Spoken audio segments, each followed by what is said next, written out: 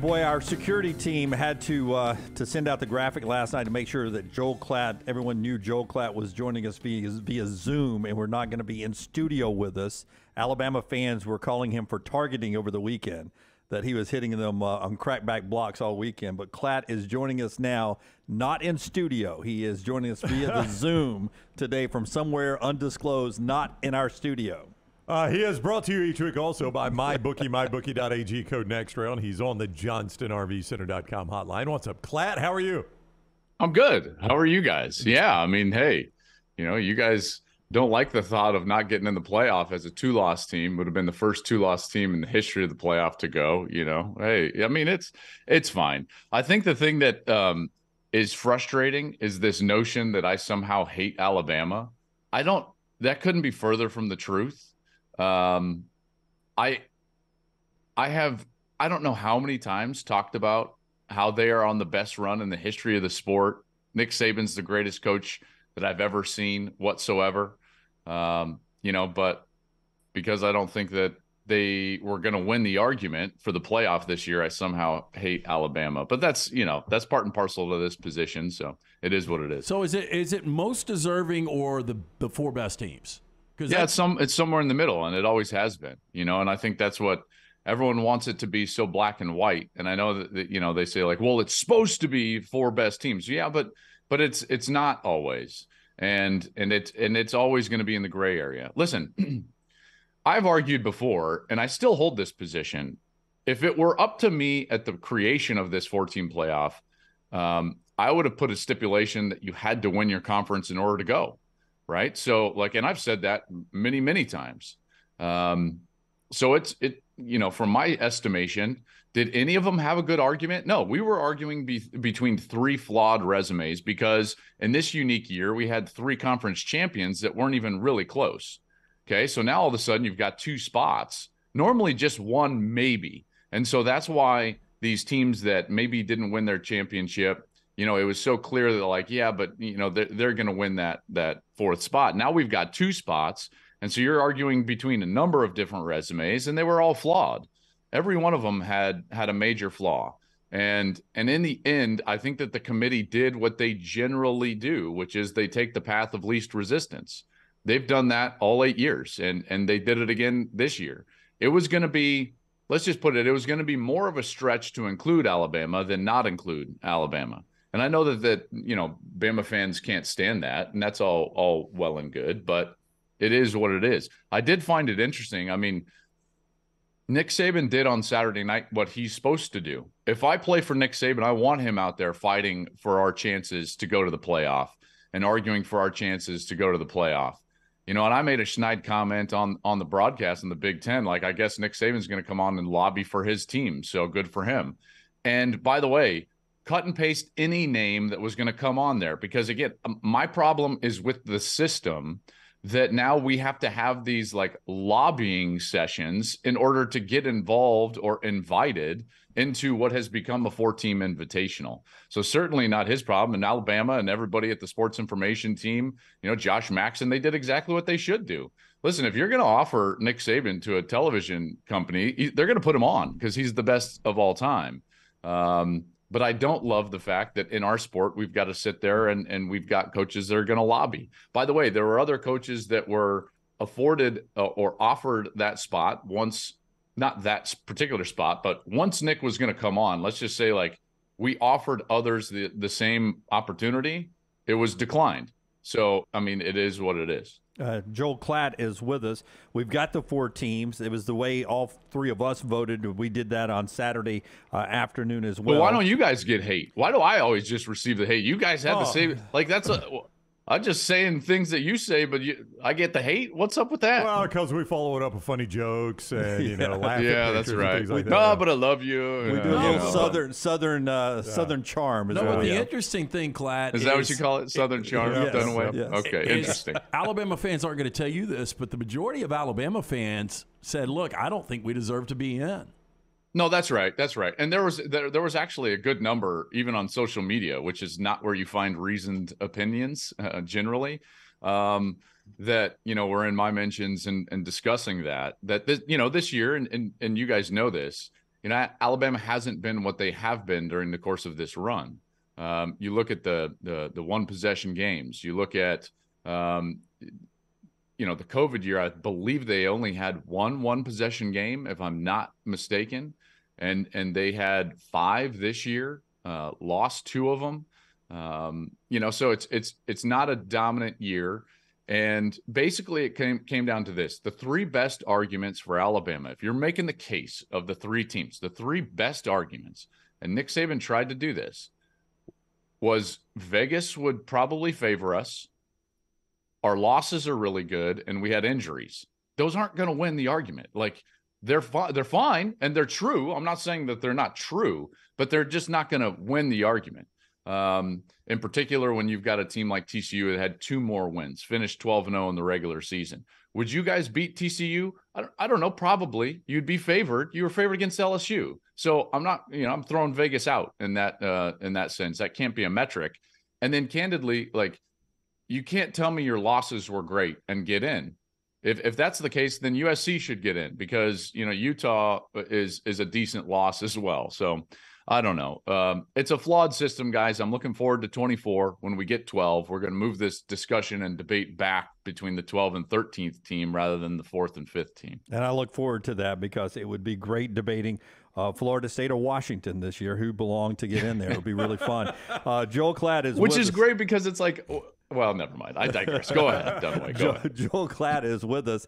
I go back to 2017 when Alabama did get in, not a division champion, not a conference champion. They won the national championship, and they were the 4, and they played the 1 Clemson, and they beat them in the semifinals. Here comes Ohio State losing the rivalry game at the end, just like Alabama that year. Does this Ohio State team have the potential to do what that Alabama team did in 2017? Yeah. Let's put it a different way, if you don't mind. Let me reframe it for perspective. I understand Georgia's better than Clemson, so yes, you can rephrase it. Right. Well, so that's number one. Okay, Georgia is better than that Clemson team. They're sound. They're the best team in college football over 18 months. Right. We all agree on that. Right. Record suggests that they've got the national championship to prove it. Having said that, if you're Georgia, now let's look at just opposite lens, not Ohio State lens, but just flip the lens. You're Georgia. Before last week happens, basically you have 4 teams that you could potentially play in the semifinal with how the conference. See, I never thought Alabama was ever going to get into the playoffs. So for me, there was 4 potential teams that Georgia could face in the Peach Bowl. Michigan, if they were to lose, and who knows, TCU, USC, or Ohio State. Okay, so those were really the 4 possibilities. And wouldn't you agree with me? Not that I think Ohio State's going to win, but wouldn't you agree with me? Of the 4, Ohio State's the worst matchup. Yes, the toughest matchup. Let's not even say worst. The toughest matchup. With their receivers, their quarterback, their O-line, absolutely. Of course. And in particular, when you look at the only way that Georgia has lost in those 18 months that I've just mentioned, what's the only way that they lost? 1, they played a game that they didn't have to win to reach their ultimate goal, even though I'm not here to tell you they didn't want to win the SEC championship, but that's a truth. That's a fact about that SEC championship game last year against Alabama. And Alabama was tearing them up with those wide receivers, Jamison Williams and John Mechie, throwing the ball down the field, stretching. And while they did play great against Tennessee with a similar style of vertical passing game this year, I'm not saying that, hey, they just don't defend the pass very well, because they do. They're one of the best defenses, if not the best defense in college football. But in the last 18 months, the only team that could or got after them a little bit is a team that could really throw it, had great wide receivers, had some vertical stretch, and the ability to run the ball a little bit as well. You can make an argument, and I've done this before, that before the Jamison injury in the national championship game, that game looked and felt massively different than what it ended up being. The weakest position group for Alabama at the end of in the national championship game last year was the wide receivers. The wide receiver room and their lack of development after Mechie and Williams last year was the reason they lost the national championship game. Their lack of attention to detail, some drops. I mean, Bryce was playing great and just had no help whatsoever. By the way, similar of why they struggled this year, right? I think that their wide receiver group it really let them down. But I'm just trying to tell you, like, Ohio State does have that. Maybe not Williams Mechie, but Marvin Harrison Jr. is pretty damn good.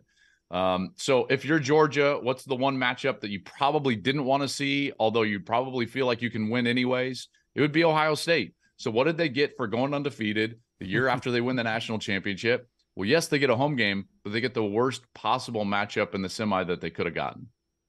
Joel Klatt is with us. He joins us each week courtesy of MyBookie.ag. MyBookie.ag, promo code next round to get that deposit bonus up to $200 on a deposit of $500 or more. See more at MyBookie.ag, code next round. My eyes tell me, Klatt, that the drop-off from Blake Corum to Donovan Edwards isn't really significant at all. Or are my eyes lying to me? I'm pausing for effect. I mean, he has been. I didn't freeze. Don't worry. My computer didn't freeze. We're good. He's been tremendous in the last 2 games you have watched him, where he has been the only option at running back for them. Yeah. Can I just say I think it's different. So maybe they haven't dropped off from a total perspective, but I do think it's different. And let me put it this way. I thought Blake Corum was outstanding, getting you the 4, 5s, and 6s, regardless of how it's blocked.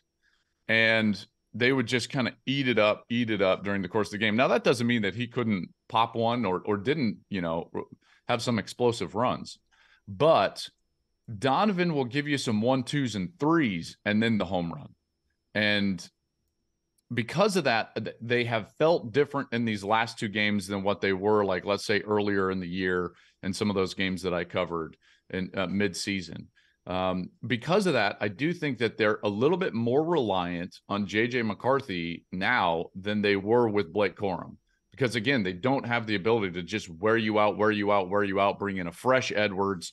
So no, like, they're not as good. But to your point, they have been just as productive. And they can threaten the defense just as well. I think a big key for them will be developing that linebacker now turned running back, Kalel Mullings, to try to get him some carries. If he can give you 10 or 12 carries and spell Donovan Edwards, then you've got something. But to your point, this is a team that can still hit the home run running the ball. And let's make no mistake about it. As great as Blake Corum was, and hopefully is in the future after his knee procedure, this team is still about the line of scrimmage, right? Like, who are the best players for Michigan? Their offensive linemen, their defensive interior linemen. And that's why, they're in the position that they are and going to be favored, by more than Georgia's favored against Ohio State, but they're going to be favored against TCU. I was saying earlier, Klatt, that the 2 most impactful plays affecting the college football playoff this weekend, K-State's up 21-10, that muff punt in the third quarter, it seemed like they had all the momentum. They could have maybe run TCU out of the building, which would have changed things dramatically. And then the other one, USC is completely dominating offensively. Caleb Williams, a 59-yard run, pops that hamstring. He's not the same player. Let me ask you, SC first, there's no excuse for not being able to tackle. But do you think they ultimately outscore Utah if he doesn't get hurt? Oh, it looked that way. 17-3, and it's 2nd and 1, and Williams took a sack. That was a play that I thought was a big one, kind of knocked them out of range. Because if they go down 24-3, now you're up against it, right? You're really up against it if you're Utah. Now, that game obviously totally flipped. So, let me play devil's advocate. Let me just, if you're USC, isn't this quietly, they never admit this, but isn't this quietly the better scenario? Can't they say now, well, we would have been there, if this hamstring would have held together. So clearly we're one of the 4 best and we got jobbed and we're lower ranked. And now they actually get Tulane. It's like, so they can go beat Tulane, go into the offseason with all this positive energy rather than, let's say you win the Pac-12. Now you get the expectations of, well, hey, we got the Heisman winner. Maybe we can beat Georgia and then just get thumped by Georgia. Right, then you're in the mold of a Michigan State team that makes the playoff and gets thumped, or a Washington team that gets thumped. Could this be a better scenario for USC? I just want to pose that. I'm not talking about moral victories, but in the grand scheme of things, this could be. I was talking about that with the crew. I mentioned it to Gus, and he was like, "Well, no, don't you want to go to the playoff?" Yeah, I think that you do want to go to the playoff. They would certainly say that, but in a weird world, this is a scenario that is fine for USC moving forward. Do they beat Utah if he stays healthy? I do think so. If that hamstring doesn't pop, his ability to threaten the defense outside of the pocket was exactly the kryptonite against Utah. So now you're going to sustain more drives. You're going to minimize the snaps that Utah have. You're going to score a lot more points. And I think ultimately USC would have won the game.